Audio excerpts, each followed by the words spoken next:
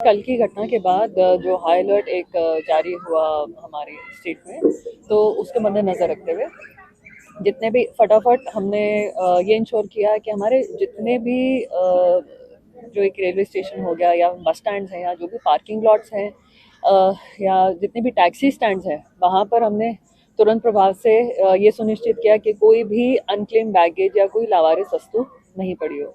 और इनफैक्ट पिछले हफ्ते ही हमने ये भी अभियान चलाया था कि जितने भी पुरानी गाड़ियाँ खड़ी हुई थी सिटी एरिया में, उनको हमने चेक किया था और उनको इम्पाउंड कर लिया था। बाकी साथ ही साथ आज हमने जितने भी सेकेंड हैंड कार्स के डीलर्स होते हैं उनके पास भी जाके ये चेक किया है, उनके रिकॉर्ड्स चेक किए हैं कि उन्होंने बीते कुछ दिनों में गाड़ियाँ किसको बेची हैं, और यदि उसमें से कोई भी सस्पेक्टेड बंदा लग रहा है तो उसकी वेरिफिकेशन की जा रही है। सो फार हमारे ज़िले की नील रिपोर्ट आई है, सारी वेरीफाइड है। और जहाँ तक कि आपने इंटरस्टेट बॉर्डर्स की बात करी, तो उसमें भी चेकिंग हमने 3-4 हफ्ते पहले भी नाकाबंदी अपनी सुनिश्चित करी थी, और अब उसको दोबारा से आपको फिजिकल चेकिंग दिखनी शुरू हो जाएगी।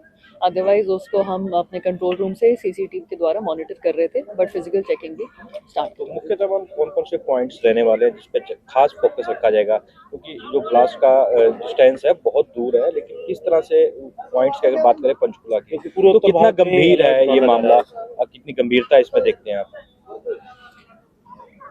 देखिए, कोई भी ऐसा ब्लास्ट हो जाना और वो भी देश की राजधानी में हो रहा है, तो काफ़ी गंभीर मामला है ही। एंड ज़्यादातर ऐसे मूवमेंट की हमें इंटेलिजेंस जो हमारे तंत्र रहते हैं उनके द्वारा पता चलता है।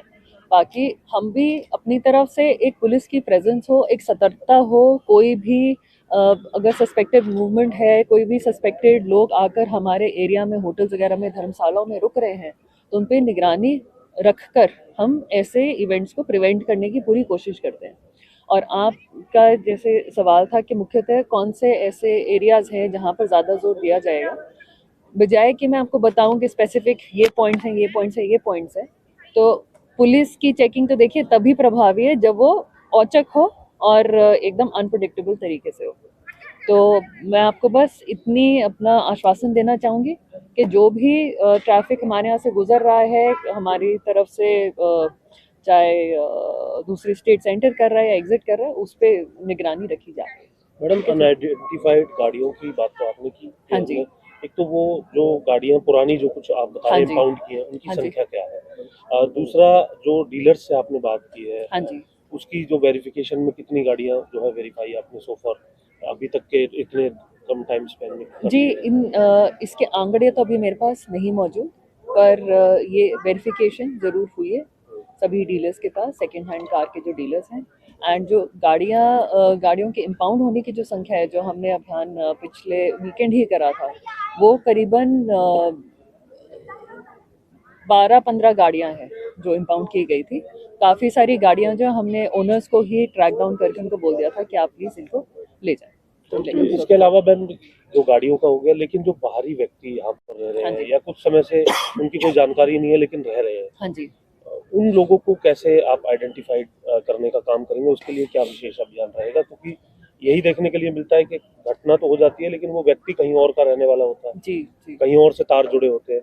तो पंचकुला में ये तमाम चीजें पर कैसे पंचकुला पुलिस निगरानी रखती है? आपने ठीक कहा कि ज़्यादातर ऐसी जो घटनाएं होती हैं उनको अंजाम देने में जो बाहर से आए लोग होते हैं उनका हाथ रहता है, और उन पे निगरानी या फिर उनकी इंफॉर्मेशन देने के लिए हमारा जो इंटेलिजेंस तंत्र होता है उस पर डिपेंड करते हैं। और साथ ही साथ एक जो आपके जैसे जो पब्लिक पर्सन्स हैं, जो हमारी आंख और कान है ऑन द ग्राउंड, उनसे भी हमें इंफॉर्मेशन इनपुट्स आती रहती है। मैम, सुरक्षा को देखते हुए पुलिस अधिकारियों की छुट्टी भी कोई कैंसिल की गई है, या मतलब जैसे जितनी वीआईपी मूवमेंट्स रहती है यहाँ पे पंचकुला में, तो मैन पावर और बढ़ाई, जैसे बताया गया था कि स्टेशन जो है वो बिना बताए नहीं छोड़ना है, अभी इस तरीके की बातें, उस पर क्या? डीजीपी सर के सख्त है कि कोई भी सभी छुट्टियां कैंसिल कर दी गई हैं और हर कोई स्टेशन मेंटेन करेगा, तो उससे हम इंश्योर करें कि मैक्सिमम जो पुलिस